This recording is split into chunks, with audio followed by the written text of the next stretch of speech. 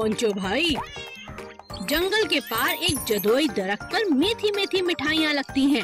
चीकू, जल्दी आ देख, मुझे एक अजीब खबर मिली है।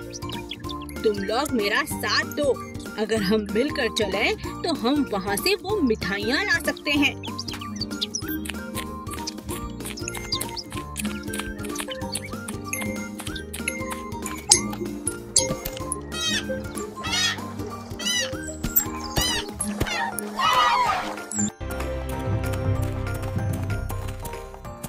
ये लोग कहाँ जा रहे हैं?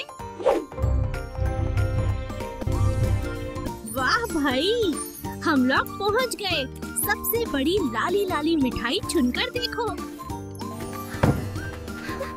हम लोग पहुँच गए।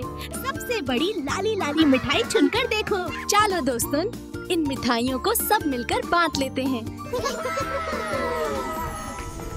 और फिर सब जानवर खुशी खुशी अपने घर लौट गए।